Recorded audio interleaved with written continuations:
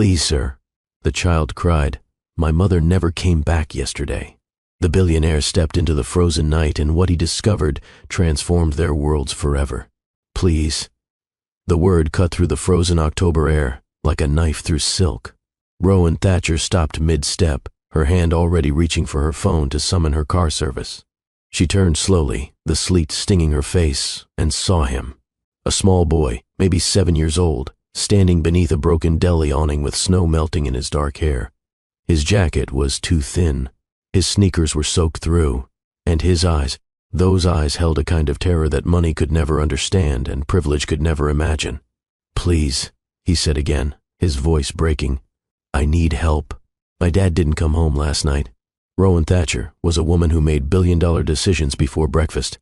She had 17 board members who answered to her, 4,000 employees across 3 continents, and a penthouse apartment that overlooked the city like a throne room in the clouds. She had built an empire from nothing, climbed every ladder, shattered every ceiling. She was untouchable, unreachable, unstoppable. But in that moment, standing on a freezing street at midnight with a child's desperate voice echoing in her ears, none of that mattered. What happened next would change 3 lives forever. But before I tell you how a 7-year-old boy named Kit Brennan would completely dismantle a billionaire's carefully constructed world and rebuild it into something she never knew she needed, I have to ask you something. Have you ever walked past someone who needed help? Have you ever felt that pull between the safety of your routine and the risk of getting involved? Have you ever wondered what would happen if you just stopped, turned around, and said yes to a stranger's plea?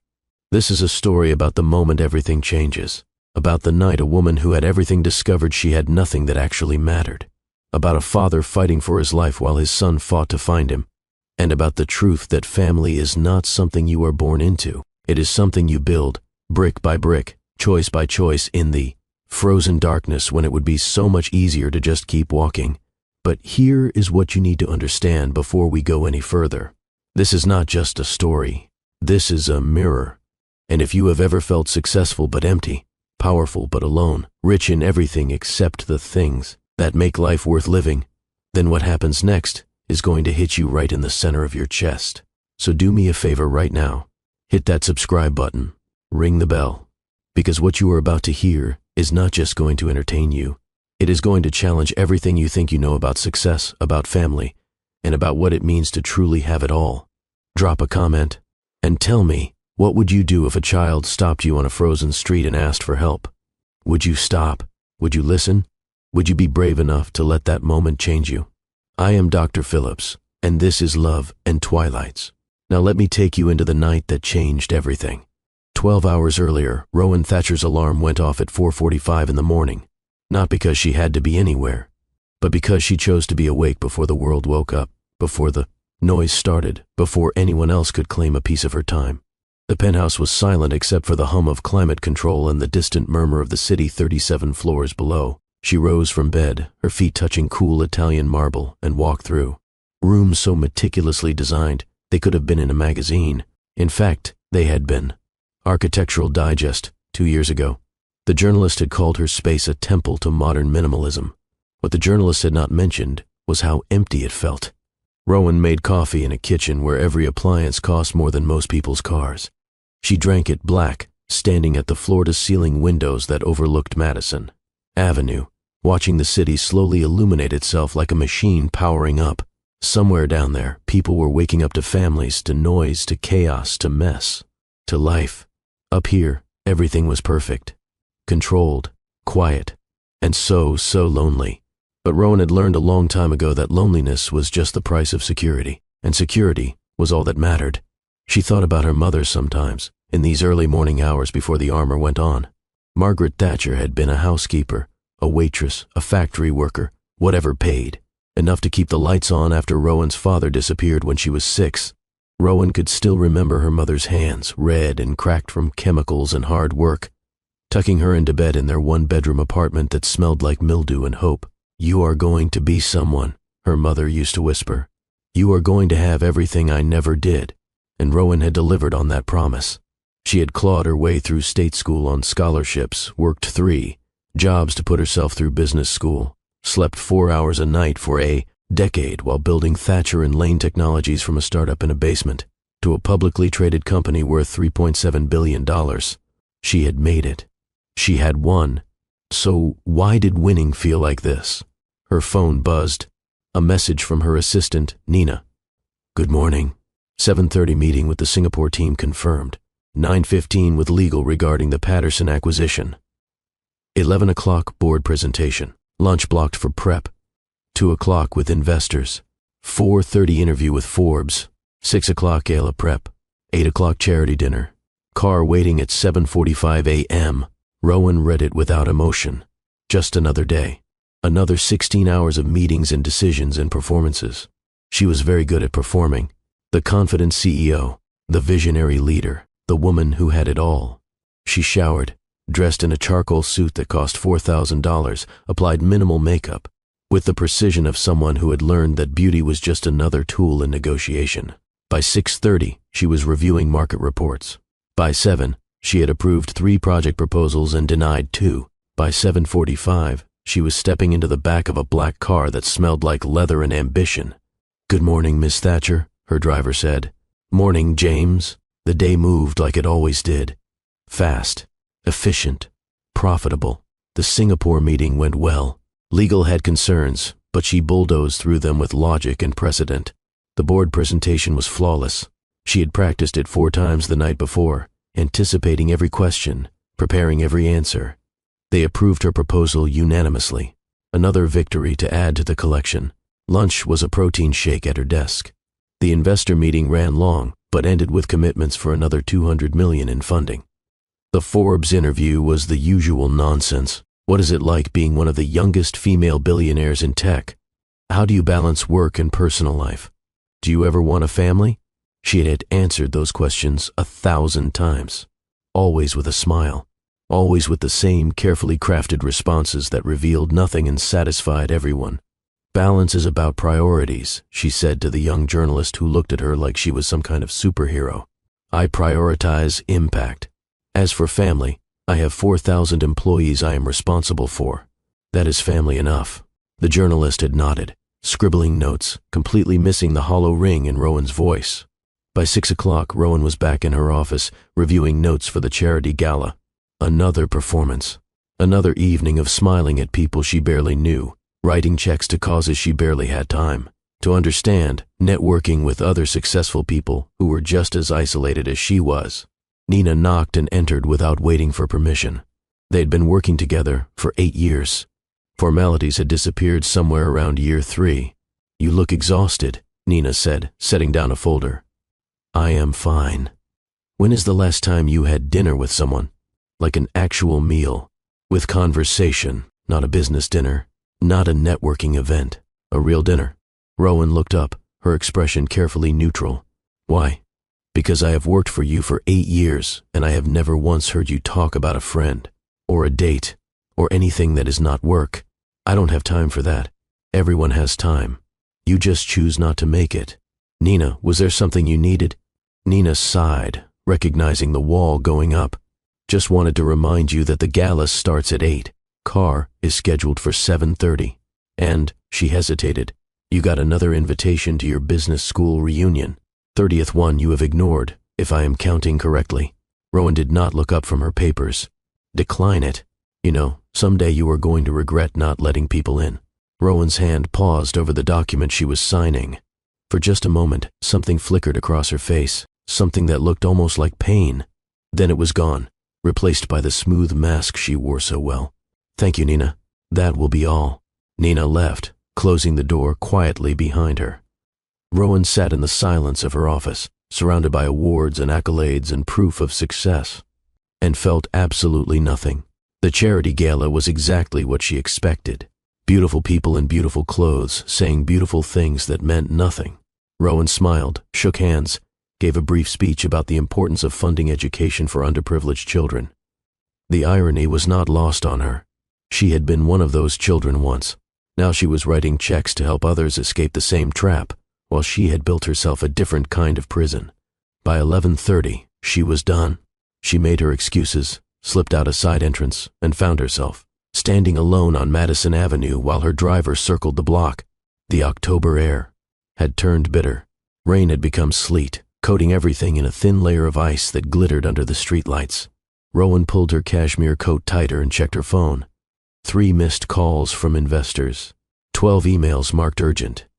A text from Nina. Don't forget you have an 8 a.m. meeting tomorrow. Get some sleep. Sleep. Rowan could not remember the last time she had slept more than 5 hours. Could not remember the last time she had woken up feeling rested instead of just functional. She started walking. Her car was 2 blocks away, and she suddenly could not bear the thought of sitting in traffic, trapped in that leather-scented silence with nothing but her own thoughts for company. The sleet stung her face, but she welcomed it. At least it was something to feel. That is when she heard it. That small, broken voice cutting through the storm. Please. Rowan turned, and her entire life turned with her. The boy was small, thin, shivering so hard his whole body seemed to vibrate. His dark hair was plastered to his forehead, melting snow dripping down his face like tears. But it was his eyes that stopped her.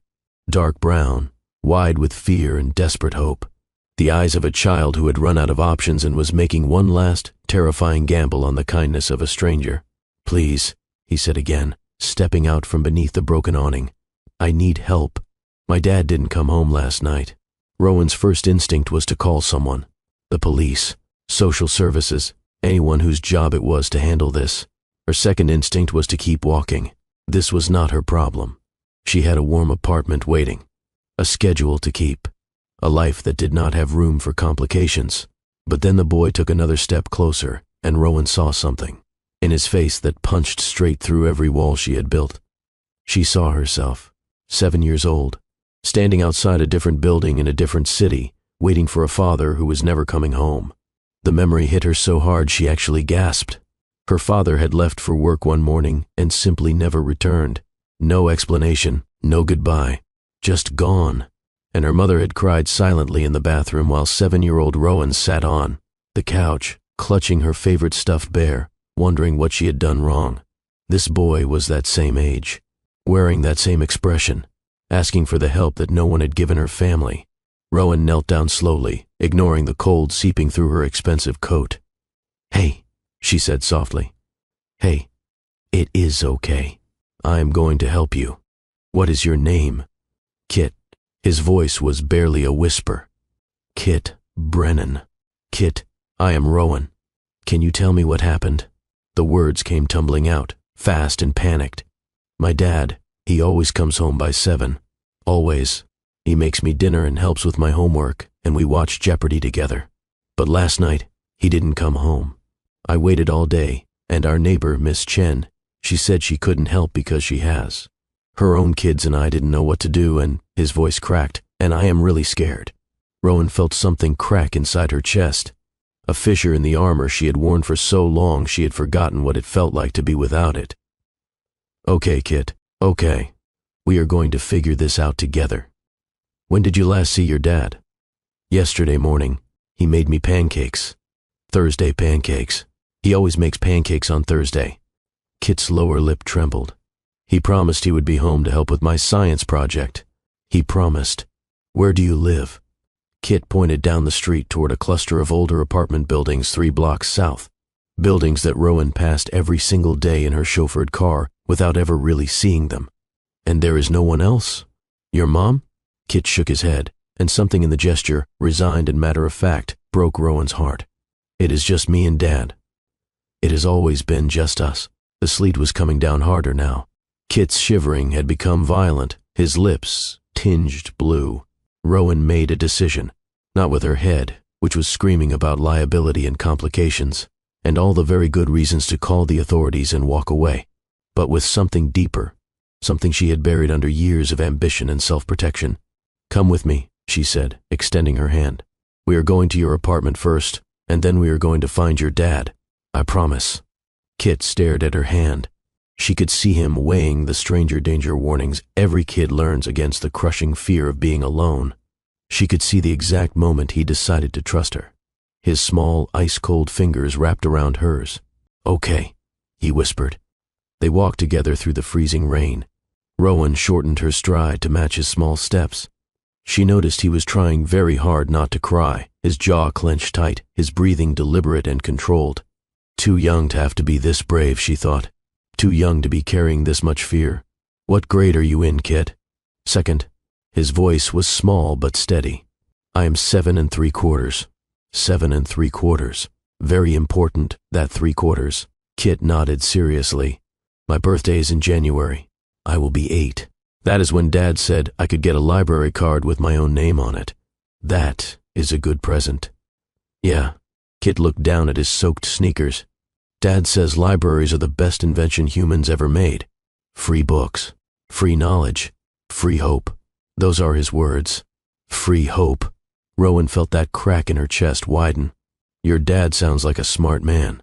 He is the smartest. Kit's voice filled with fierce pride. He works really hard. 2 jobs sometimes. But he always comes home. Always. He wouldn't just, the pride wavered, he wouldn't just leave me. I believe you, Rowan said quietly. And we are going to find him. The apartment building was worse than she had imagined, and Rowan had grown up poor enough to imagine quite a lot. The front door hung crooked on its hinges, the intercom system long since broken. Just a tangle of wires hanging from the wall like mechanical intestines. Inside, the hallway smelled like mildew, cooking grease, and something else. Desperation, maybe. The particular scent of people barely holding on.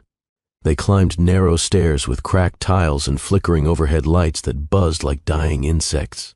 Kit led her to the 4th floor, down a hallway where someone's television blared too loud and a baby cried behind thin walls. This one, Kit said, stopping at apartment 4C. The door was unlocked. Kit pushed it open, and Rowan followed him inside, and what she saw made her throat tighten. The apartment was tiny. A living room barely big enough for a couch and a small television. A kitchen that was more of an alcove, with a 2-burner stove and a refrigerator that hummed too loud. A hallway that probably led to a single bedroom and bathroom. But it was clean. Meticulously, carefully clean. The couch cushions were arranged just so. The kitchen counter was clear except for a single coffee mug drying in a dish rack. The floor was worn but recently swept, and the refrigerator, that old humming refrigerator, was covered in drawings. Rowan stepped closer, drawn by the explosion of color in this monochrome space. Crayon drawings, marker drawings, one careful pencil sketch, all signed Kit in careful letters. Most of them showed 2 stick figures, one tall and one small, holding hands. Some were labeled me and Dad. Others showed scenes, playing catch, making pancakes, reading books, a whole life captured in a child's art gallery. We draw together on Sundays, Kit said quietly, coming to stand beside her. Dad says art is important, that it helps you remember the good days when bad days come. Rowan looked at those drawings and felt something shift fundamentally inside her. This was not poverty. This was love. This was a father who worked himself to exhaustion but still made time for Thursday pancakes and Sunday art projects. This was a child who was cherished, protected, prioritized. This was everything Rowan had built her empire to prove she did not need. And she realized, with a clarity that was almost painful, that she had been lying to herself for a very long time. Okay, she said, pulling out her phone. Let me start making some calls. Do you know where your dad works? The distribution center. On River Street. He loads trucks. Rowan searched for the number and dialed. It rang 4 times before a bored voice answered. River Street, night desk. Hi, I am trying to locate one of your employees. Avery Brennan. He was supposed to be home yesterday evening, and his son is very worried. She heard the click of a keyboard. Brennan. Yeah, he was on the 2 to 10 shift yesterday. Clocked out at 10:15. Did he leave? Did anyone see him go? Lady, I do not keep track of 300 workers. He clocked out. That is all I know. The line went dead. Rowan resisted the urge to throw her phone. Instead, she looked at Kit, whose eyes were locked on her face with desperate hope. She crouched down to his level again. Okay, he left work about an hour and a half after his shift ended. That is good. It means we have a time frame. Now I'm going to call the hospitals, and we are going to find him. But first, when did you last eat? Kit thought about it. Lunch at school. We had chicken nuggets. Rowan checked her watch. That was 11 hours ago. She moved to the kitchen and opened the refrigerator, her chest tightening at what she found. Sparse, but organized. Some eggs, half a gallon of milk, bread, some deli meat, condiments lined up with military precision, a container of leftover rice, This was the refrigerator of someone carefully managing every dollar. She made Kit a sandwich while calling hospitals on speakerphone. She had learned to multitask a long time ago. Mercy General first.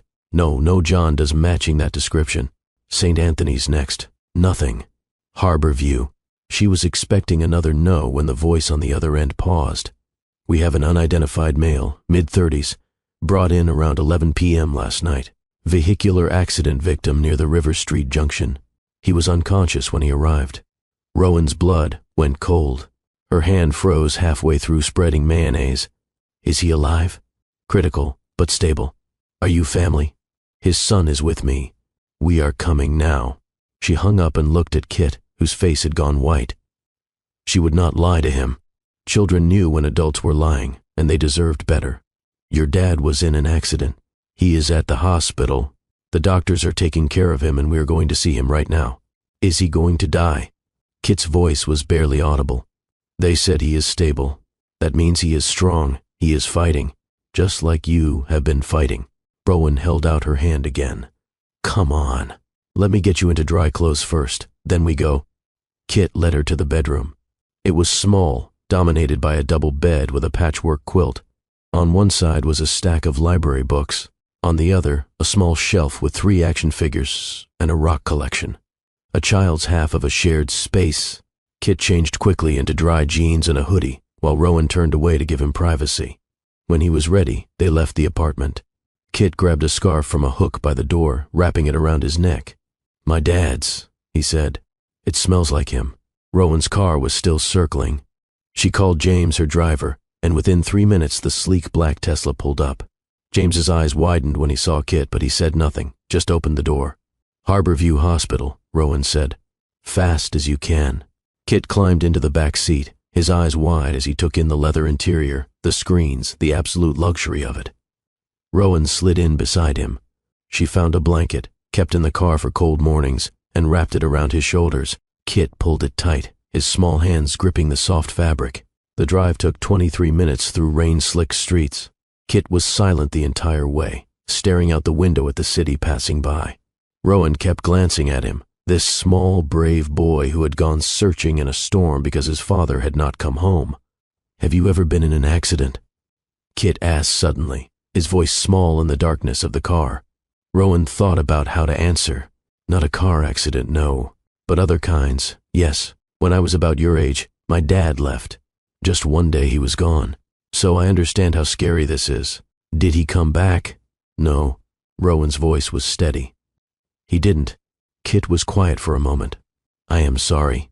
Me too. But you know what? My mom, she was amazing.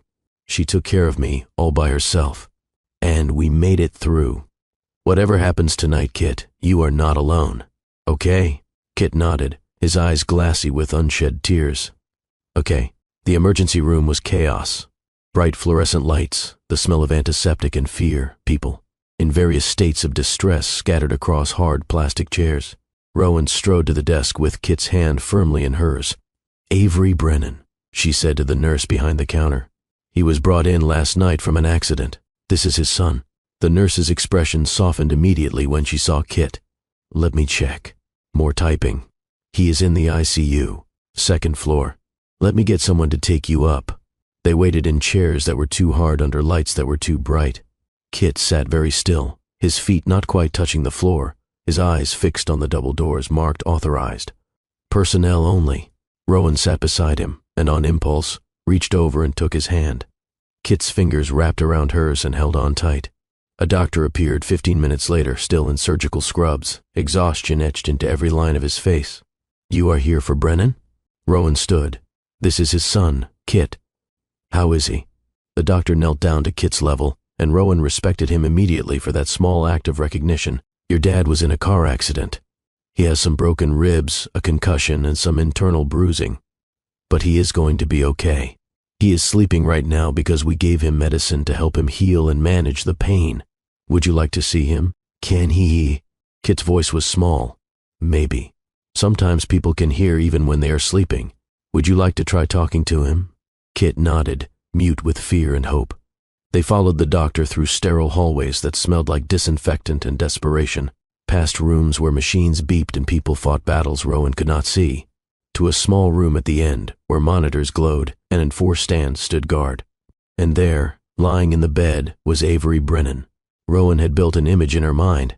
She was not sure what she had expected, but it was not this. Avery looked young, maybe early 30s, with dark hair and the kind of lean strength that came from physical labor.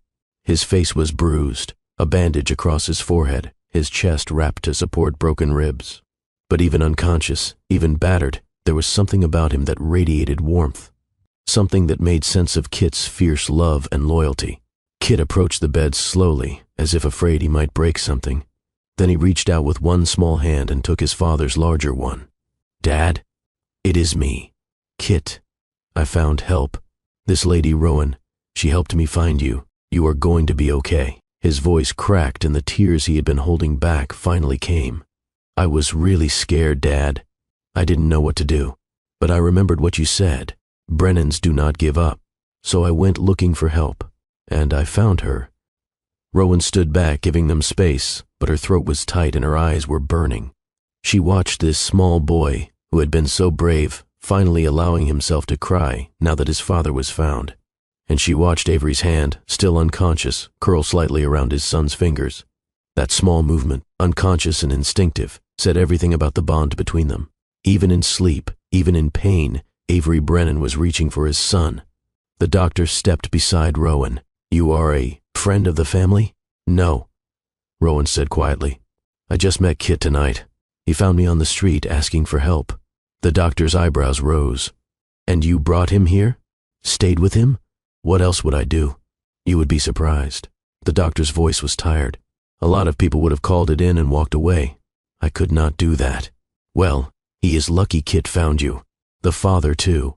He was alert enough when he came in to be upset that he could not contact his son. Kept trying to tell us about Kit. We could not find any emergency contact information in the system. You probably saved that kid from a very traumatic night in the system."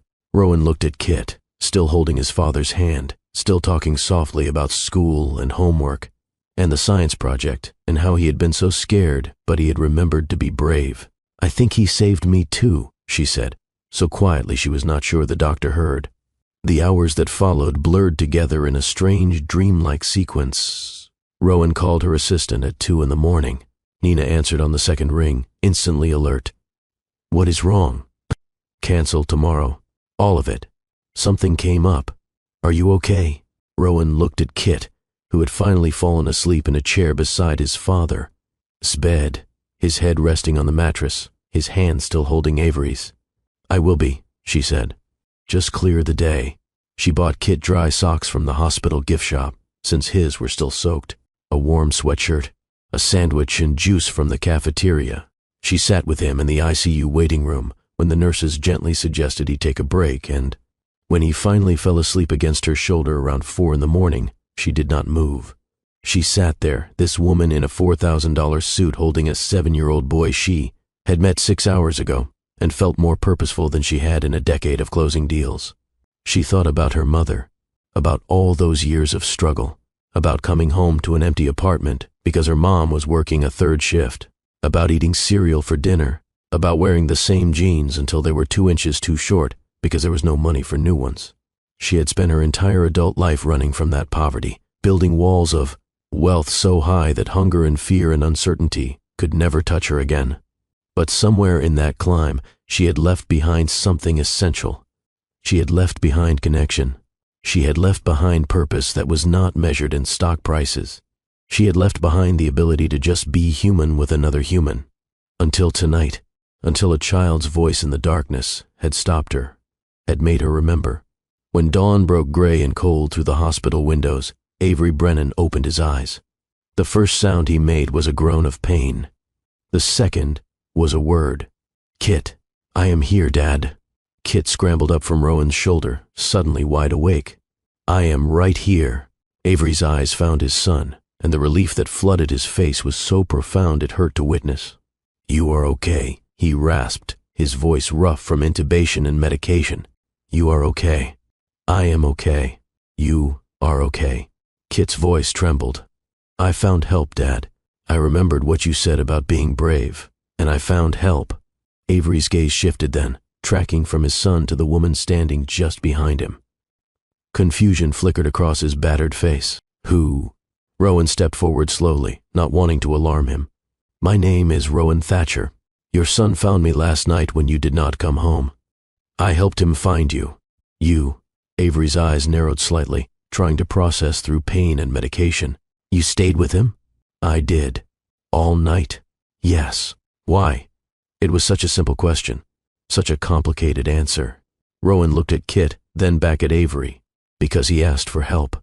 And because a long time ago I needed help and no one stopped. I was not going to let that happen to him. Avery stared at her for a long moment. She could see him trying to reconcile her expensive clothes, her polished appearance, with the fact that she was here in a hospital room at dawn with his son. She could see the wariness, the pride, the confusion, and underneath it all, the bone-deep exhaustion of a man who had been fighting alone for so long that kindness looked like a trap. Thank you, he said finally, his voice breaking. Thank you for keeping him safe. You are welcome. Rowan's voice was steady. The doctor says you are going to recover fully. Broken ribs, concussion, some bruising, but you will heal. The accident. Avery closed his eyes, clearly trying to remember. Someone ran a red light. I swerved, hit a pole. My phone, it was destroyed in the impact. I could not call. I could not, his voice fractured. I could not tell him I was okay. I know, but he is safe now, and you are going to be fine. Avery looked at his son, and the naked love and guilt on his face was almost too intimate to witness. I am sorry, buddy. I am so sorry you were scared. It is okay, Dad. Kit climbed carefully onto the edge of the hospital bed, mindful of the wires and tubes. You are okay. That is all that matters. Avery managed to lift one arm, wrapping it around his son, and Kit curled into his father, sighed with the kind of complete trust that only comes from years of consistent love. Rowan looked away, giving them privacy, and found herself blinking back tears she had not cried in years. A nurse came in to check vitals and adjust medication. A doctor followed shortly after to assess Avery's consciousness and responsiveness. Everything looked good, they said. He would need to stay for observation, probably 3 or 4 days, but he was going to be fine. Rowan excused herself to make some calls. She stepped into the hallway, pulled out her phone, and started doing what she did best, solving problems. First called Nina. I need you to do something for me. Arrange for a cleaning service to go to this address. She rattled off Kit's apartment number. Stock the refrigerator. Fix the heating if it is broken. Make sure the utilities are paid through the end of the year. And Nina, be discreet. No labels, no company names, just do it. What is going on, Rowan? I will explain later. Just do it. Second call to her lawyer. I need you to look into emergency guardianship protocols. Specifically, what rights does a non-relative have to care for a minor child while the parent is hospitalized? Yes, I will hold. She got her answer. Limited, unless the parent consented. She would need Avery's permission to officially be responsible for Kit while he recovered. Third call to the social worker on duty at the hospital. She explained the situation, verified her identity, offered to be listed as temporary emergency contact if Avery consented. The social worker was surprised, clearly, but agreed to bring the paperwork. When Rowan returned to the room, Avery was awake and talking quietly with Kit about school and homework and the science project that was due tomorrow. Kit looked worried. I have not finished it, Dad. I was supposed to glue the last pieces, but... Hey, Avery's voice was gentle. It is okay. You can ask for an extension. Your teacher will understand. Actually, Rowan said from the doorway, what if we finished it today? Kit can explain what needs to be done, and I can help him with the gluing and assembly. Then you do not have to worry about it. Both Brennans turned to look at her. Kit's face lit up. Really? If your dad says it is okay. Avery looked at her with an expression she could not quite read. Gratitude, yes, but also wariness. Also something that looked like fear. You have already done so much. You do not have to. I know I do not have to. Rowan met his eyes steadily. I want to, if you are comfortable with that. Avery was quiet for a long moment. She could see the war happening inside him. Pride versus need, independence versus reality. Finally, he nodded. Okay, Thank you. And there was one more thing. The social worker is going to bring some paperwork. While you are here recovering, Kit needs someone listed as his temporary guardian. For school permissions, medical decisions if needed, that kind of thing. If you are comfortable with it, I would like to be that person. Just until you are released. You want to be his guardian? Avery's voice was careful, controlled. You met him 6 hours ago. I know how it sounds. Rowan stepped closer to the bed, her voice steady. I know this is unusual. I know you have every reason to be suspicious. But right now, you are going to be here for several days.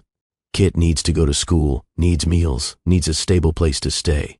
I have the resources and the time to provide that. I am not trying to take anything from you, Avery. I am just trying to help until you can be there for him yourself. Avery looked at his son. Kit, buddy, can you go get a snack from the cafeteria? Ask the nurse to show you where it is. But Dad, just for a few minutes. I need to talk to Miss Thatcher alone. Kit hesitated, then nodded. He slid off the bed carefully and walked out, glancing back once before disappearing down the hallway. As soon as he was gone, Avery turned to Rowan, and his expression had hardened. I need you to understand something. I do not know who you are. I do not know what you want.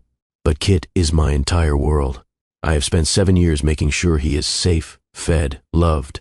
I have worked myself to exhaustion to make sure he never feels like he is a burden or an obligation. So before I sign anything, before I let a complete stranger into his life, I need to know why you are really doing this. Rowan could have been offended. Should have been, maybe. But instead, she respected him for it. This was a father protecting his child. This was exactly what good parents did. She pulled a chair closer to his bed and sat down, meeting his eyes directly. When I was 7, my father left. No explanation, no goodbye, just gone. My mother worked herself literally to death trying to give me a better life. She cleaned houses, waited tables, worked overnight shifts at a factory. I barely saw her. When I did, she was exhausted. We lived in a 1-bedroom apartment with mold in the bathroom and heat that only worked half the time. I wore the same 3 outfits to school for 2 years because there was no money for clothes. I ate free lunch at school and cereal for dinner at home. Avery's expression softened slightly, listening. My mom died when I was 17. Heart attack. The doctor said it was stress, overwork, years of sacrificing her health because she could not afford to take a day off. I was almost an adult by then, so I did not go into the system. I just finished high school, got scholarships, worked my way through college and business school. I built a company, made a fortune, did everything I swore I would do to never be poor and powerless again. Why are you telling me this? Because tonight, when your son stopped me on the street, I saw myself. I saw that same fear, that same desperation, and I realized that I've spent 20 years building an empire, and I do not have a single person in my life who would miss me if I disappeared tomorrow. I have money, Avery. I have power and success and everything I thought mattered. But I do not have what you have. I do not have someone who loves me the way Kit loves you. I do not have purpose beyond profit margins. She leaned forward, her voice intense. I am not doing this because I pity you. I am doing this because your son reminded me what actually matters, and because I have the resources to help, and it would be morally bankrupt to walk away when I can make a difference. I do not want anything from you. I do not want to take your son or replace you or play savior. I just want to help a good father and a brave kid get through a hard moment. That is all. Avery stared at her for a long time. She could see him weighing her words, looking for the lie, the angle, the hidden cost. Finally he spoke, his voice rough. If I say yes, you have to promise me something. Anything. You have to promise that the second I am out of here, I take over again. That this is temporary. That you will not make Kit feel like what I provide is not enough. Rowan felt that crack in her chest widen into a chasm. I promise. What you provide is everything. I have spent my entire life chasing what you have and did not even know it. Avery's eyes glistened. He looked away, blinking hard. Okay, you can be his temporary guardian, but we do this my way. You do not spoil him. You do not buy him things to make up for what we do not have. You just keep him safe and fed and get him to school. Can you do that? Yes. And you keep me updated. Every day. I want to know how he is, what he is doing, if he is okay. Of course. Avery nodded slowly, then reached for the call button. When the nurse came in, he asked for the social worker. The paperwork was brought explained, and signed. And just like that, Rowan Thatcher became the temporary legal guardian of a 7-year-old boy she had met in a storm. Kit returned with a chocolate pudding cup and a tentative smile. "Everything okay?" "Everything is okay, buddy." Avery managed to smile despite the obvious pain. "Miss Thatcher is going to stay with you while I am here getting better. You're going to stay with her, go to school, and be on your best behavior. Okay?" Kit looked between them, processing. "I am not going into foster care.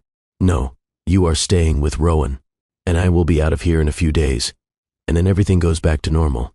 Kit turned to Rowan. "You are really going to let me stay with you?" "If you want to." Rowan's voice was gentle. "I have a guest room, and I work from home a lot, so I can help with homework and make sure you get to school. Your dad will be just fine here, and you can visit every single day. Does that sound okay?" Kit nodded, then surprised her by stepping forward and hugging her. "Thank you," he whispered. Rowan's arms came around him automatically, and she felt something in her chest that she had not felt in years. Something warm and terrifying and absolutely essential. "You are welcome, Kit." They spent the rest of the morning at the hospital. Rowan made phone calls, rearranging her entire week. Kit sat with his father, talking about school and friends and the science project about solar energy that was half finished at home. Around noon, Rowan gently suggested they go back to the apartment to get Kit's things and finish the project. "Go," Avery said, though Rowan could see it cost him to let Kit leave. "I will be right here when you get back." The drive back to the apartment felt different in daylight. Kit was more talkative now, the terror of the night before easing into something that looked almost like hope. He told Rowan about his teacher, Miss Anderson, who let him help feed the class fish, about his best friend Marcus who could burp the alphabet, about how he wanted to be an astronaut or maybe a librarian when he grew up, because both jobs involved exploring new worlds. Rowan listened, really listened, and realized she could not remember the last time she had had a conversation that was not about business. Could not remember the last time someone had shared something with her just because they wanted to, not because they needed something. The apartment looked different too. Someone had already been there. The heating was fixed, humming quietly. The refrigerator was fully stocked with healthy food and kid-friendly options. The lights all worked. There was even a new blanket folded on the couch. Kit noticed immediately. "Did you do that?" "I had some help," Rowan said carefully, remembering Avery's request not to make him feel inadequate. "I just wanted to make sure everything was working while your dad recovers." Kit walked to the refrigerator and opened it, his eyes going wide at the sight of fresh fruit, juice boxes, sandwich materials, actual groceries. "We have not had this much food since." He stopped himself. "Since a while. Your dad has been working really hard. Sometimes hard-working people just need a little help. That does not mean they are not doing an amazing job. It just means they do not have to do it alone for a few days." Kit nodded slowly, then looked up at her. "Are you rich?" Rowan considered how to answer. "Yes, I have a lot of money." "Is that why you are helping us? Because you feel bad for us?" "No, I am helping because your dad is a good man who got unlucky, and you are a brave kid who deserves stability. Money is just a tool, Kit. It does not make someone good or bad. It is what you do with it that matters. What do you do with yours?" Rowan paused. Until last night, she thought, not enough. "I run a company that makes technology. I employ a lot of people, and I am learning that maybe I should do more to help people like you and your dad. People who work hard and just need a little support. I think that would be good," Kit said with the simple moral clarity of childhood. "There are a lot of kids at my school whose parents work really hard and are still tired all the time. Then maybe I will start there." They gathered Kit's things, school clothes, his backpack, some books, the components for his science project. Kit also grabbed a framed photo from his nightstand. It showed him and Avery at what looked like a beach, both of them grinning at the camera, sandy and sunburned and happy. "From last summer," Kit said. "Dad saved up for 6 months so we could go to the ocean for 3 days. Best trip ever." Rowan looked at that photo, at the pure joy captured there, and thought about her own vacations. Luxury resorts where she worked from a cabana. First-class flights to conferences in European cities she barely saw beyond hotel ballrooms. She had been to 30 countries and could not remember feeling the kind of happiness that radiated from this $5 frame. "That sounds wonderful," she said softly. They worked on the science project at the small kitchen table. Kit had designed a model showing how solar panels converted sunlight to energy. He explained the whole thing with infectious enthusiasm, his fear temporarily forgotten in the joy of creating something. Rowan helped glue the pieces, following his precise instructions, and found herself genuinely interested. When was the last time she had made something with her hands? When was the last time she had created something that was not a business strategy or financial projection? By 3 o'clock, the project was complete. Kit held it up proudly. "We did it! Dad is going to be so proud. You did it. I just helped with the glue." Rowan smiled. "This is really impressive, Kit. You should be proud of yourself. Can we take a picture to show Dad?" "Of course." Kit posed with his project, grinning. Rowan snapped the photo and sent it to her own phone so she could show Avery later. Then she looked around the apartment, at this small space that held so much love, and made a decision. "Kit, how would you feel about staying at my place for a few days? Just while your dad is in the hospital. You can bring whatever you want to make you comfortable, and we will visit your dad every single day. But I have more space, and it might be easier." Kit hesitated. "Will it make my dad sad if I stay somewhere nicer?" Rowan knelt down to his level. "Your dad wants you to be safe and comfortable. That is all any good parent wants. This is not about nicer or worse. It is just about making things a little easier while he recovers. We will ask him together, and if he says no, then we will figure out something else. Okay?" "Okay." They packed a bag with a week's worth of clothes, Kit's favorite books, his stuffed elephant that he admitted he still slept with sometimes, and the framed photo. Then they headed back to the hospital. Avery was awake and looking slightly better, some color returning to his face. His whole expression brightened when Kit came running in with the solar project. "Dad, look. We finished it." Avery examined the project with serious attention, asking questions, praising Kit's design. "You are going to blow them away at the science fair, buddy. This is incredible." Rowan took a photo of them together, father and son, with the project between them, and knew she would remember this moment for the rest of her life. This was what mattered. Not board meetings or profit margins. This, connection, pride, love. Later, when Kit went to the bathroom, Rowan approached Avery. "I wanted to ask your permission for something. I would like to have Kit stay at my apartment while you are here. It is closer to his school, and I have the space. But only if you are comfortable with it." Avery's jaw tightened. "How much space?" "A guest bedroom, private bathroom. It is just easier than him being alone in your apartment or me trying to stay there." "Where do you live?" "The Carlisle building, 37th floor." Avery's eyes widened slightly. "That is the most expensive building in the city." "I know. But Kit will have his own space, and I promise I will not make him feel out of place. This is temporary, Avery. Just until you come home." Avery was quiet for a long moment. Finally, he nodded. "Okay, but you bring him here every day to see me. And you do not let him think that your world is normal and ours is not. He needs to understand that when I come home, we go back to our life." "I understand. And Avery, your life is amazing. What you have built for Kit, the love, the stability, the values, that is worth more than any penthouse. I mean that." Avery looked at her searchingly, then nodded. "Thank you for understanding." When Kit returned, they told him the plan. He seemed excited and nervous in equal measure.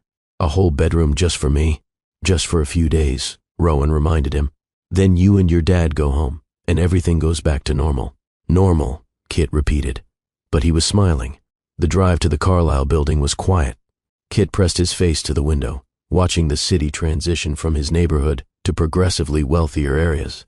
The buildings got taller, cleaner, more intimidating. When they pulled up to the Carlisle, with its doorman and marble lobby and crystal chandelier, Kit's eyes went huge. "You live here?"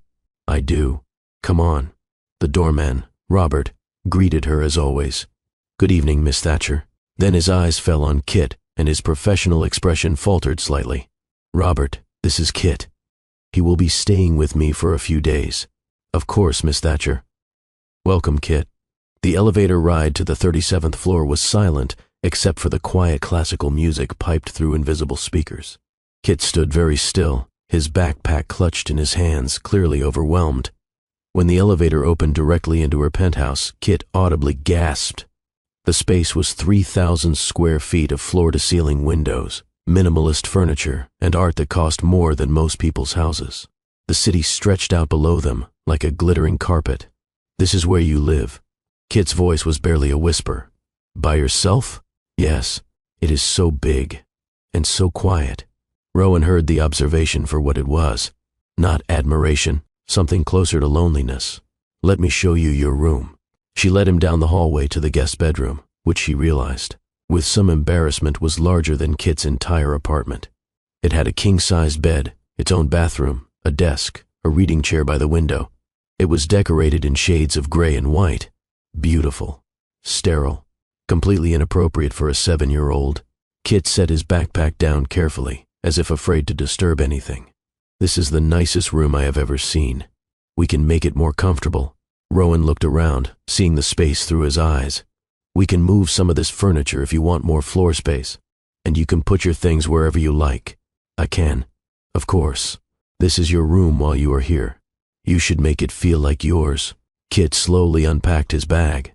The worn stuffed elephant looked profoundly out of place on the designer bedding. The framed photo of him and Avery sat on the nightstand, a splash of joy and color in the monochrome room. His clothes, carefully folded, went into a drawer that could have held 10 times as many. Rowan watched him and felt something uncomfortable settle in her stomach. Shame, maybe, at how much space she had for just herself, at how empty this beautiful apartment was, at how a child's few belongings barely made a dent in all this expensive nothingness. Are you hungry? She asked. A little. Let me make dinner. They went to the kitchen, which was state-of-the-art and barely used. Rowan opened the refrigerator and realized with embarrassment that it contained sparkling water, some expensive cheese she had forgotten about, and a bottle of white wine. That was it. She started, then stopped. I do not actually cook much, or eat here much. We should order something. What do you like? Pizza? Kit offered tentatively. Pizza is perfect. While they waited for the food, Kit wandered the apartment, looking at everything with wide eyes. He stopped in front of a massive abstract painting that had cost Rowan $80,000 at auction. What is this? Art. What is it supposed to be? Rowan looked at the painting she had purchased because her decorator said it was important. I have no idea. What do you think it is? Kit tilted his head. Maybe a storm. Or maybe how it feels when you are scared and everything is loud inside your head. Rowan looked at the painting again, really looked, and realized Kit had just given it more meaning in 10 seconds than it had had in 2 years on her wall. I think you are exactly right. The pizza arrived. They ate on the couch because the formal dining table felt too ridiculous. Kit ate 3 slices, clearly hungry despite the hospital cafeteria snacks. Rowan ate one and mostly watched him, this small person in her huge empty space, and wondered how she had ever thought this apartment was a home. After dinner, Kit got ready for bed. He brushed his teeth in the guest bathroom, put on his pajamas, climbed into the enormous bed with his elephant. Rowan tucked him in, something she had never done in her entire life. Will you leave the light on? Kit asked quietly. Just the bathroom light. I do not like it too dark. Of course. She left the bathroom light on, and the door cracked. Kit snuggled into the pillows, looking very small in the very large bed. Rowan, he said as she was about to leave. Thank you for helping us, for helping my dad. You are very welcome, Kit. Do you think he is going to be okay? Really okay? Really okay. The doctors were very clear. He just needs time to heal. Kit nodded, then asked in a very small voice, what if something happens and he does not come home? What happens to me? Rowan came back and sat on the edge of the bed. Nothing is going to happen to your dad. But if you are asking what would happen in an emergency, you would be taken care of. There are systems, people whose job it is to make sure kids are safe. Would I go to strangers? Rowan hesitated, then spoke from somewhere deep and instinctive. No. If something happened, which it will not, but if it did, I would make sure you were okay. I promise you that. Kit's eyes searched her face. Really? Really? He smiled, just a little, and his eyes started to drift closed. Okay. Good night, Rowan. Good night, Kit. She left the room, leaving the door open a crack, and walked back to the living room. She stood at the windows, looking out over the city, and her phone buzzed. A message from Nina. Just checking that you are alive since you canceled your entire week and have not explained why. Rowan typed back. I am fine. Something important came up. I will explain soon. Another message. The board is freaking out about the Singapore meeting. Reschedule it. Rowan, what is going on? She looked back toward the hallway where Kit was sleeping. Something that matters more than a meeting. I will call you tomorrow. She put her phone down and stood there in the silence of her perfect apartment, feeling the weight of the day settle over her. 24 hours ago, she had been a woman with a clear path and a controlled life. Now she had a 7-year-old sleeping in her guest room, a father recovering, in the hospital, and a purpose she had not known she was looking for. Her phone buzzed again. This time it was the hospital. A nurse calling to say Avery had asked them to check that Kit was settled and okay. He is fine, Rowan assured her. Asleep. Safe. Tell Avery everything is good. I will. And Miss Thatcher, thank you for what you are doing. We see a lot of kids in scary situations. It is nice when someone steps up. After she hung up, Rowan walked to her bedroom, changed into pajamas, and lay in her bed, staring at the ceiling. She should sleep. It had been an impossibly long day, but her mind was racing. She thought about Kit's question. What is it supposed to be? He had been talking about the painting, but the question felt larger. What was any of this supposed to be? The penthouse, the company, the success, the money. What was it supposed to be? She had spent 2 decades building an empire to prove she was worth something. To prove she would never be that poor, scared kid again. To prove she did not need anyone. But a 7-year-old boy with a backpack and a stuffed elephant had walked into her. Life had proven that everything she had built was just an expensive way to be alone. Rowan closed her eyes and made a decision. Whatever happened next, however long this lasted, she was going to show up. Not as a billionaire, not as a CEO, just as someone who gave a damn. Someone who stopped when a child asked for help. Someone who remembered what it felt like to need someone, and found the courage to be that someone. For a child who reminded her that the best parts of her had nothing to do with her bank account, she fell asleep with that thought, and for the first time in years slept through the night without waking. Rowan woke to a sound she had never heard in her penthouse before. Laughter. Small, bright, delighted laughter coming from somewhere down the hallway. She sat up, disoriented for a moment, before remembering. Kit. The hospital. Avery. Everything that had happened in the last 30 to 6 hours. She grabbed her robe and followed the sound to the kitchen, where she found Kit standing on a chair, in front of the massive windows, watching the sunrise paint the city in shades of gold and pink. I have never seen the sun come up from this high, he said without turning around. It is like being in an airplane, like flying. Rowan stood in the doorway, watching him, and felt something warm spread through her chest. It is beautiful, isn't it? Kit turned, his face glowing with wonder. Do you watch it every morning? No, I usually sleep through it or I am already working. That is sad. This is the best part of the day. You might be right about that. Rowan moved into the kitchen. Are you hungry? I should warn you, I am not much of a cook. That is okay. Dad is teaching me. I can make scrambled eggs if you have eggs. I think I do.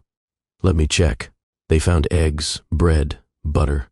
Kit directed the operation with surprising competence, explaining that his dad had taught him to cook because Brennans take care of themselves and each other. Rowan followed his instructions, cracking eggs while he found a pan. And together, they made a breakfast that was simple and perfect. They ate at the kitchen island, watching the city wake up below them. Kit talked about school, about his science fair presentation that was happening today, about how nervous he was but also excited. Rowan listened and realized this was the first breakfast she had shared with another person in her own home in 5 years. Maybe longer. We should get you to school, she said, when they finished. What time do you need to be there? 8:15. But we have to go to the hospital first to see Dad. I promised. Of course. We will go early, visit your dad, then I will drive you to school. Kit's face lit up. You are coming to school with me? To the science fair? If you want me to. Yes, Dad was going to come, but since he can't, it would be really nice if you could. Then I will be there. They got ready, Rowan in casual clothes that felt strange after years of only wearing power suits. Kit in his school uniform, carefully combing his hair the way his dad had taught him. They drove to the hospital, and Kit ran ahead to his father's room, bursting through the door with an energy that made the nurses smile. Dad, guess what? Rowan made me scrambled eggs this morning. Well, I told her how, but she did the cooking part. And we watched the sunrise from the 37th floor, and it was amazing. Avery was sitting up in bed, looking significantly better than the day before. His color had improved, his eyes were clearer, and when he smiled at his son, it transformed his whole face. "That sounds wonderful, buddy. Did you sleep okay? The bed is really big. Like, really, really big. I got lost in it. But it was comfortable. And Rowan left the bathroom light on like you do." Avery's eyes met Rowan's over Kit's head. "Thank you," he mouthed silently. She nodded. "It was easy. He is a great kid." They visited for an hour, Kit telling his dad about every detail of the penthouse, the doorman, the elevator, the art that might be a storm. Avery listened with complete attention, asking questions, responding with genuine interest. Rowan watched the easy affection between them and felt that familiar ache. This was what she had missed growing up. This was what no amount of money could buy. Finally, she checked her watch. "We should get you to school, Kit. The science fair starts at 9:30. Kit hugged his father carefully, mindful of the bandaged ribs. "I wish you could be there." "Me too, buddy. But you are going to do amazing. Just remember to speak loud and clear and explain it like you explained it to me. You know this stuff inside and out. I will make you proud. You always make me proud. Now go show them what Brennans are made of." In the car on the way to school, Kit was quiet, his fingers drumming nervously on his project board. "You okay?" Rowan asked. "What if I mess up? What if I forget what to say?" Then you take a breath and start again. "Kit, you know this project better than anyone. You built it. You understand it. Just share what you know, and it will be great." "Were you ever nervous when you were a kid? Like for presentations and stuff?" "All the time." Rowan smiled at the memory. "I used to get so nervous before presentations that I would feel sick. But you know what I learned? What? That being nervous means you care. It means it matters to you. And that is actually a good thing. The trick is not to make the nervousness go away, but to use it. Let it make you sharp, focused, turn it into energy. How do you do that? You just decide that you are going to do your best, and then you do it. You cannot control what happens after. You can only control your effort." Kit thought about this. "Okay, I can do that." The school was a public elementary in Kit's neighborhood, older but well-maintained, with colorful murals on the walls and the cheerful chaos of children everywhere. Kit led Rowan to the gymnasium, where tables were set up with science projects ranging from volcanoes to plant growth experiments. A teacher spotted them and came over. "You must be Kit's father." "Actually, I am a family friend, Rowan Thatcher. His father is in the hospital recovering from an accident, so I am filling in." "Oh my goodness."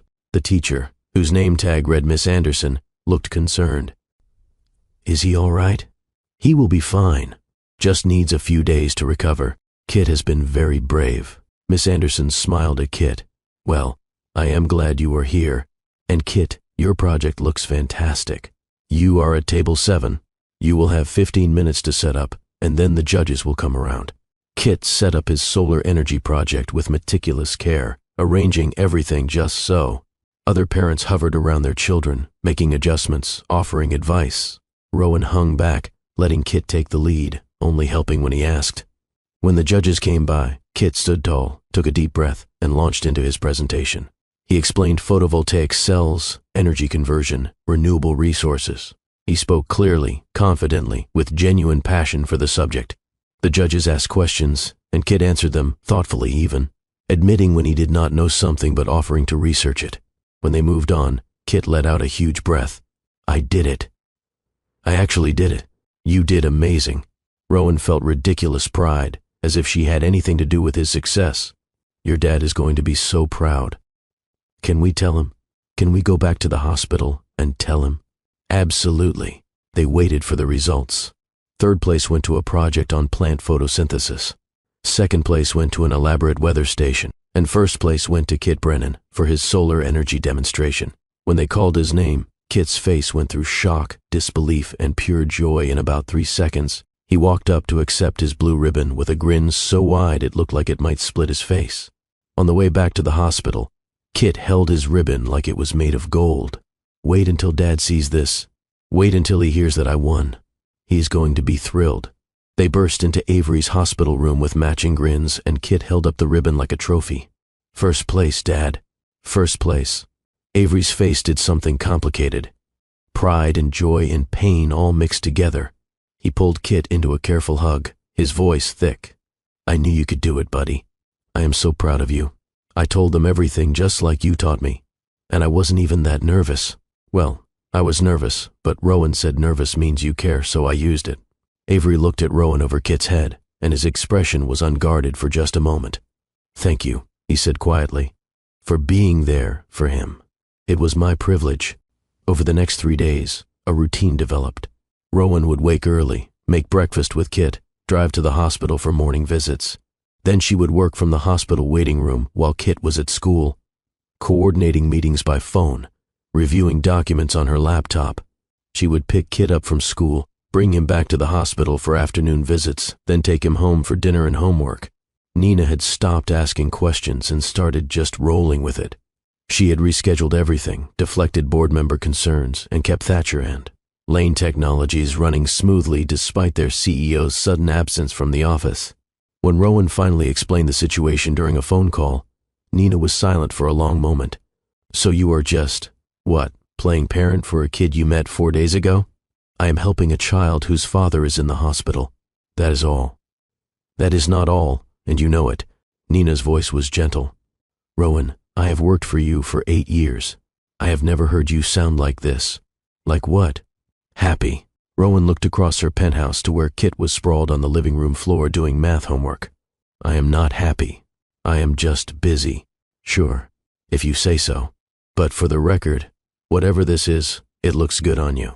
The hospital visits became the highlight of Rowan's days. She would sit in Avery's room while Kit did homework or played quiet games, and she would talk to Avery. Really talk, not networking small talk or business negotiation, real conversation. She learned that Avery had grown up in foster care, never knowing his parents, that he had aged out of the system at 18 with nothing but determination and a fierce desire to be better than his circumstances, that he had been working as a bike messenger when a woman he briefly dated got pregnant, told him, and then disappeared before Kit was born, leaving him a note with the hospital information and a simple message. "His name is Kit. He is yours." "I cannot do this." "So you raised him alone from birth?" Rowan was awed, did not have much choice. "But honestly, he is the best thing that ever happened to me. Being his dad, it gave me purpose, made me want to be someone worthy of him." "You are." Rowan's voice was fierce. "Kit is incredible, Avery. He is kind and brave and smart. That is all you." Avery looked embarrassed but pleased. "I just tried to do what I wish someone had done for me. Be present. Be consistent. Love him no matter what. That is everything." They talked about her childhood, her mother's death, the years of clawing her way up. Avery listened with complete attention, asking thoughtful questions, never judging. He was easy to talk to, this man who had been through his own fire and come out stronger. On the 4th day, the doctor came in with good news. "You are healing ahead of schedule. If everything continues like this, we can discharge you tomorrow." Kit cheered. Avery smiled. But Rowan felt something unexpected. Disappointment. Because once Avery was released, this strange little bubble they had been living in would pop. Kit would go back to his apartment. Avery would recover. And Rowan would go back to her empty penthouse and her full calendar, and everything would return to normal. Except she did not want normal anymore. That night, after Kit was asleep, Rowan sat at her desk and made some calls. To her real estate contact, to her HR director, to her lawyer. By midnight, she had a plan. She just needed the courage to present it. The next morning, she and Kit arrived early to help Avery pack his few belongings. The doctor came in with discharge papers and a list of instructions. Rest for 2 weeks. Physical therapy for the ribs. Follow-up appointment in 1 week. Light duty only for at least a month. Avery nodded, taking it all in, but Rowan could see the tension in his jaw. He was already worrying about work, about money, about how he would manage. "All set?" Rowan asked when the paperwork was done. "All set." Avery stood slowly, still moving carefully, and accepted Kit's help getting his jacket on. "Let us go home." They drove to Kit's apartment in silence. When they arrived, Avery looked up at the building and took a deep breath. Home. They climbed the stairs slowly, Avery pausing twice to catch his breath. When they reached apartment 4C, he opened the door and stepped inside. then stopped. The apartment was spotless. The heat worked perfectly. The refrigerator hummed quietly but efficiently. Fresh flowers sat on the small kitchen table. "What?" Avery started, then stopped. "I had some people come in," Rowan said quickly, "just to make sure everything was working. I hope that is okay." Avery walked to the refrigerator and opened it. It was fully stocked with healthy food, fresh produce, everything organized and labeled. He turned to her, his expression complicated. "Rowan, I know you said not to do too much, but you are recovering. You need good food and a warm place to rest.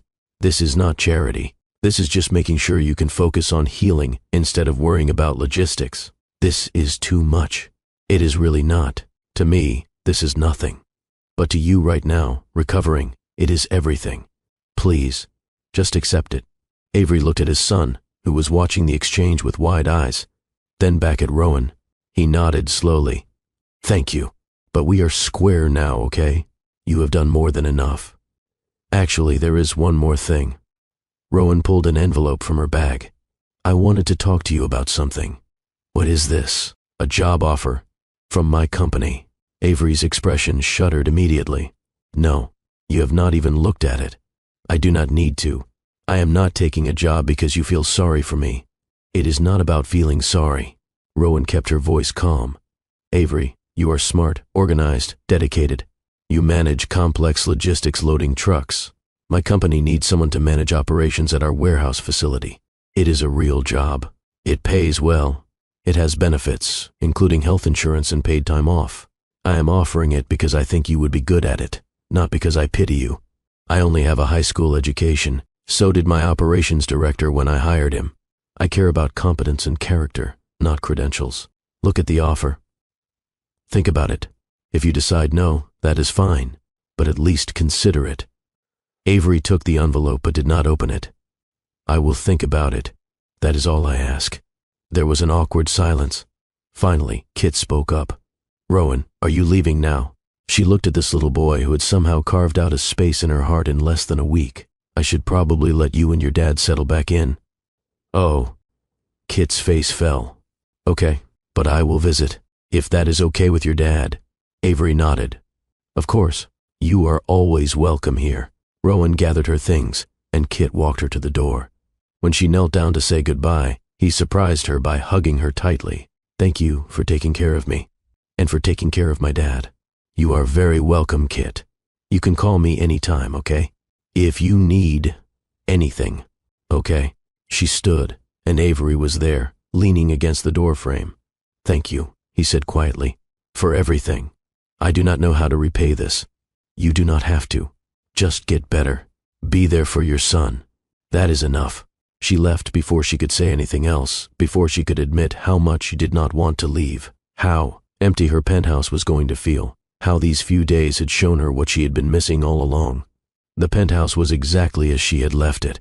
Perfect, silent, empty. Rowan stood at the windows looking out over the city and felt the loneliness settle over her like a weight. Her phone buzzed. A message from Nina. "Welcome back to the land of the living. Your calendar is booked solid starting tomorrow. Hope your little vacation was worth it." "It was," Rowan typed back. "It really was." That night, she could not sleep. She wandered her apartment, looking at all the expensive things that meant nothing. She thought about Kit's drawings on the refrigerator, about Avery's careful budgeting and fierce love, about pancakes on Thursday and art on Sunday, and a life built not on money, but on meaning. Her phone rang at 2 a.m. She grabbed it, heart pounding. Kit's name on the screen. "Kit? What is wrong? Is your dad okay?" "He is fine." Kit's voice was small. I could not sleep. I got used to the big bed and the city lights, and now everything feels different. And I know that is silly, but it is not silly. Change is hard, even when it is good change. Can I ask you something? Anything. Do you think, would it be okay if we still had breakfast sometimes? Like maybe on weekends? You and me and Dad?" Rowan felt her throat tighten.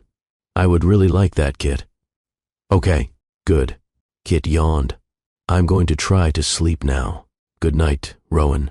"Good night, Kit." She hung up and stood in her dark living room and made a decision. She was not going back to the way things were. She could not. These people had changed her, shown her what mattered, and she was not going to waste that gift. The next morning, she went into the office for the first time in a week. Her executive team looked relieved to see her.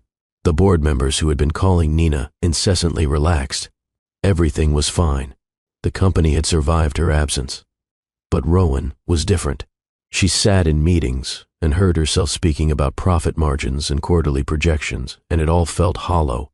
She looked around the conference table at people who worked 80-hour weeks and had no lives outside these walls, and she saw herself, saw what she had been, saw what she did not want to be anymore. That evening, she left at 6 o'clock. Her assistant stared. "You are leaving? Now? I have dinner plans." "With who?" "Friends." She drove to Kit's apartment with takeout from a nice restaurant. Not too fancy, nothing that would make Avery uncomfortable, just good food. When she knocked, Kit opened the door with a huge grin. "Rowan, you came. I told you I would." Avery appeared behind him, moving slowly but steadier than before. He looked surprised. "I thought you were joking about visiting." "I do not joke about food. I brought dinner. Chinese, okay?" They ate at the small kitchen table. The three of them crammed around a space meant for two. Kit chattered about school. Avery asked questions. Rowan listened and talked and laughed, really laughed, and thought this might be the best meal she had ever had. After dinner, while Kit played in his room, Avery and Rowan sat on the couch. "So," Avery said, "I looked at the job offer, and it is generous. More than generous. The salary alone is 3 times what I was making. It is market rate for that position. Rowan, why are you really doing this?" She turned to face him fully. "Because you deserve a chance. Because Kit deserves stability. Because I have resources and you have need, and it would be morally wrong not to help when I can. And," she hesitated, "because over the last week, you and Kit have shown me what I have been missing. What actually matters. You have given me something I did not know I needed. Let me give you something in return. What did we give you? Purpose, connection, a reason to wake up that is not about winning or succeeding or proving something. You reminded me what it feels like to be human." Avery was quiet for a long moment. "If I take this job, I need you to promise me something. Anything. You have to let me earn it. I do not want special treatment. I do not want people knowing I only got hired because of you. I want to succeed or fail on my own merit. Deal." Rowan extended her hand. "You start Monday. And Avery, you are going to be great at this." He shook her hand, his grip firm and warm. "Thank you for believing in me. In us." Over the next few months, everything changed. Avery started at Thatcher and Lane Technologies and exceeded every expectation. He was organized, efficient, innovative in his approach to logistics. Within 6 weeks, he had streamlined their distribution system and saved the company $200,000. People respected him not because of his connection to Rowan, but because he was damn good at his job. Kit flourished with the stability. New school closer to Avery's work. Consistent meals, regular schedule. He joined the science club, made new friends, started talking about maybe being an engineer when he grew up, and Rowan found herself spending more and more time with them. Weekend breakfasts became a tradition. She would show up Saturday mornings with fresh bagels, and they would eat together while Kit worked on art projects and Avery read the paper. She started attending Kit's school events, science fairs, art shows, the winter concert where Kit played the recorder enthusiastically if not always accurately. She noticed other things too, the way Avery smiled when she walked into a room, the way his hand would brush hers when they both reached for something, the way conversations that used to be about logistics and schedules had deepened into real intimacy. They talked about books, about philosophy, about their fears and dreams. One Saturday evening, after Kit had gone to bed, Avery and Rowan sat on his couch with mugs of tea. It had become their ritual. Kit to bed at 8. Then an hour or two of quiet conversation before Rowan went home. "Can I ask you something?" Avery said, his voice careful. "Of course. Why are you still here?" "Not in a bad way. I just mean, you have done so much for us already. You got me the job. Kit is stable. We are okay. You do not have to keep coming around. What if I want to? Why would you want to spend your weekends in a tiny apartment eating pancakes when you could be, I do not know, doing billionaire things? Because this is better." Rowan set down her mug. Avery, before I met you and Kit, I had everything and nothing, money and success and an empty life. Coming here, being with you two, it is the first time I have felt like I matter for reasons that have nothing to do with my bank account. You matter. You have always mattered. Not like this. You and Kit, you see me. Not my company or my money. Just me. Do you have any idea how rare that is? Avery looked at her for a long moment. For the record, he said quietly, I see you. And I like what I see. The air between them shifted. Charged. Rowan felt her breath catch. Avery, I know this is complicated. I know I work for your company. I know our lives are different. But I would be lying if I said I did not think about you. A lot. I think about you too. Yeah? Yeah. So what do we do about that? Rowan leaned forward, closing the space between them. I think we stop overthinking it. She kissed him. Softly at first, tentative, giving him a chance to pull back. He did not. Instead, his hand came up to cup her face, and he kissed her back with a tenderness that made her heart ache. It was not urgent or passionate. It was something better. It was real. When they finally pulled apart, Avery rested his forehead against hers. Well, he said, slightly breathless, that was unexpected. Good unexpected? Very good unexpected. But Rowan, we need to be smart about this. Kit has to come first. And my job, I cannot have people thinking, I know. We will be careful. We will take it slow. We will make sure Kit is comfortable. But Avery, I am not walking away from this. From you. Good. Because I do not want you to. They sat there in the quiet of his apartment, holding hands, and Rowan thought about how strange life was. A year ago she would have laughed at the idea of falling for someone who had nothing, who lived in a tiny apartment and raised a kid alone and worked with his hands. But now she understood that Avery had everything that mattered. Integrity, kindness, courage, love, and she was falling for him hard. Over the next few months they navigated their new relationship with care. No public displays at work, separate professional and personal lives. But in private, in the safe space of his apartment or her penthouse when Kit stayed with a friend, they built something real. She learned that Avery was a terrible cook except for breakfast foods, that he read philosophy and history in his spare time, that he had opinions about architecture and urban planning that were surprisingly sophisticated, that he was gentle and thoughtful and made her laugh with dry wit that caught her off guard. He learned that she was competitive about board games, that she could not sing but did anyway when she thought no one was listening, that she had never learned to ride a bike, that beneath the polished CEO exterior was a woman who was funny and warm and desperately wanted to be loved for herself. Kit noticed the shift before they officially told him. One Sunday morning over pancakes, he looked between them and grinned. Are you guys dating? Rowan and Avery exchanged glances. Would that be okay with you if we were? Avery asked carefully. Kit rolled his eyes with the exasperation of the very young. Obviously. You both smile all the time now. It is kind of gross, but also nice.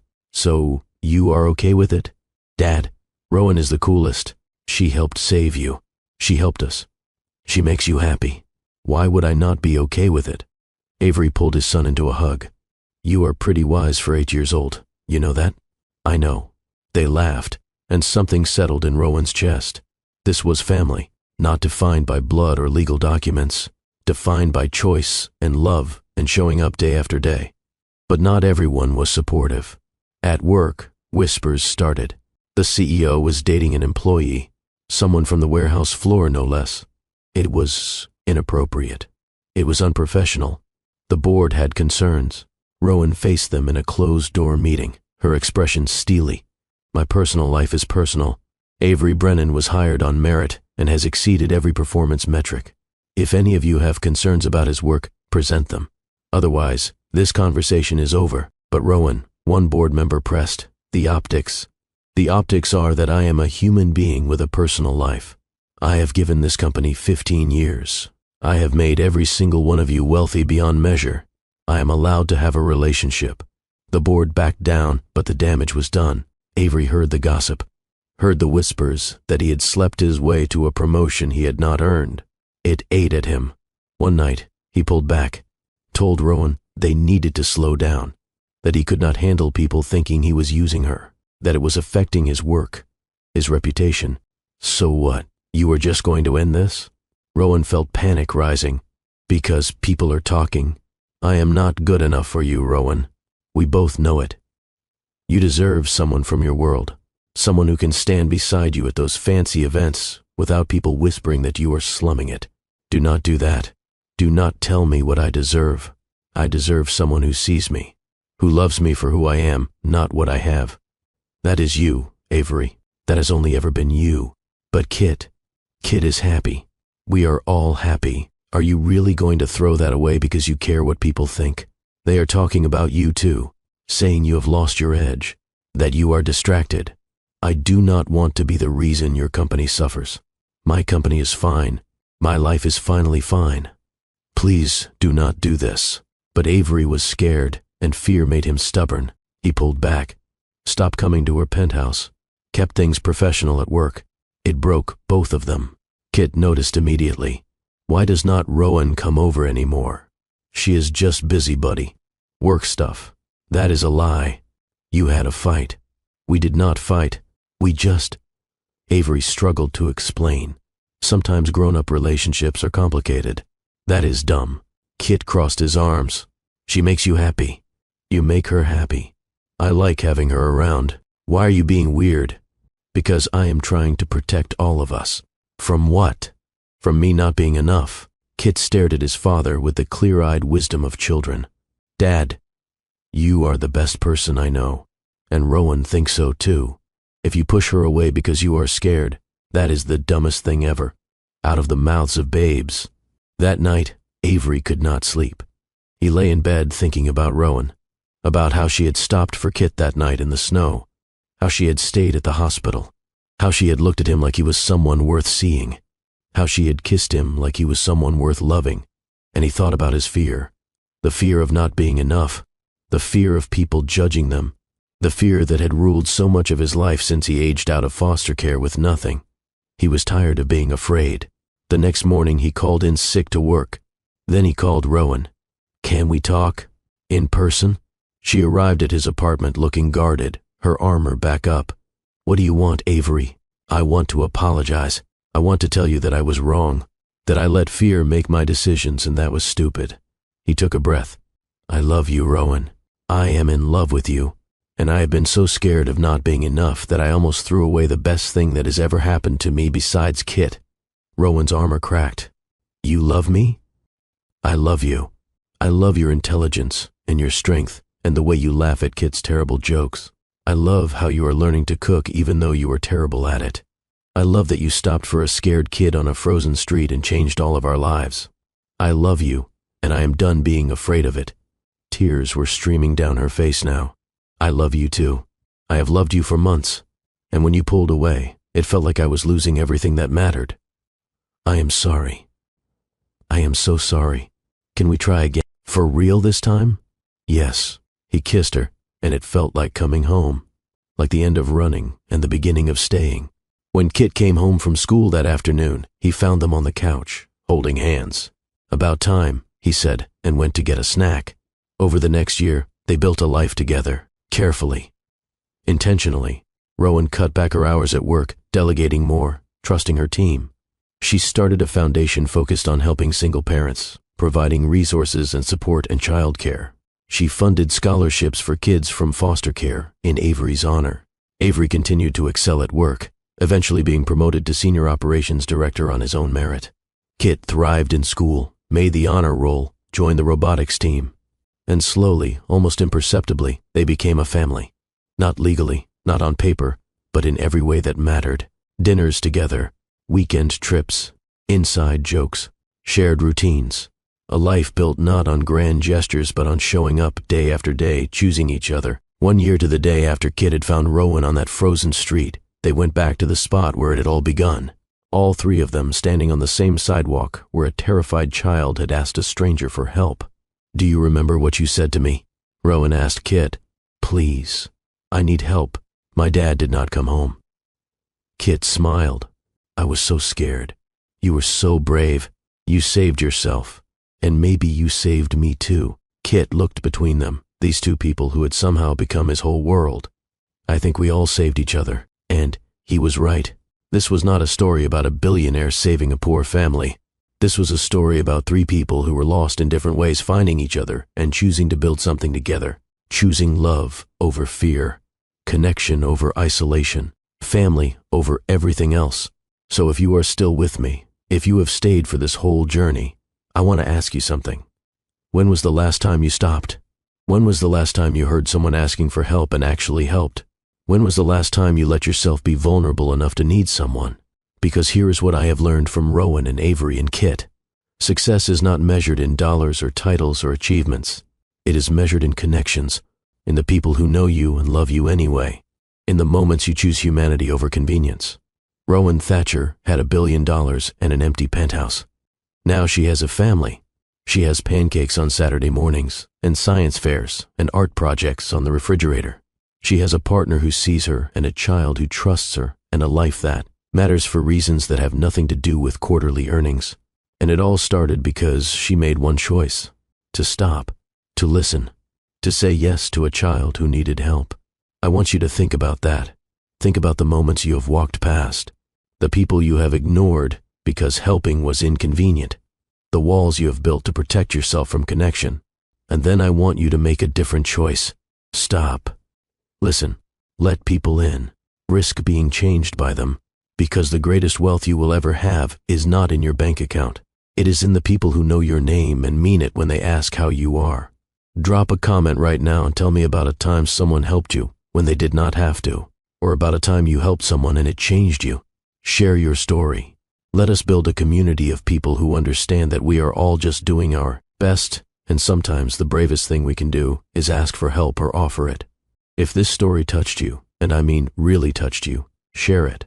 Send it to someone who needs to hear it. Someone who is so focused on success they have forgotten about significance. Someone who is struggling alone because they are afraid to ask for help. Someone who just needs to be reminded that goodness still exists in this world. Subscribe to Love and Twilights with Dr. Phillips, because we are not just here to tell stories. We are here to remember what it means to be human, to connect, to love, to show up for each other even when it is hard, especially when it is hard. Next week, I am bringing you a story about a wedding photographer who has captured thousands of perfect moments for other people while running from her own chance at love. Until one wedding day when the groom does not show up and she has to decide whether to stay behind the camera or step into her own story. You do not want to miss it. But before I go, I want to leave you with this. 5 years after that frozen October night, Rowan Thatcher stood in a much different apartment. Bigger, warmer, filled with noise and life and love. Kit was 13 now, all long limbs and changing voice, still brilliant and kind. Avery was beside her, his hand in hers, planning dinner while Kit argued about homework. And on the refrigerator, among the drawings and photos and permission slips and evidence of a full life, was a single ribbon. Blue.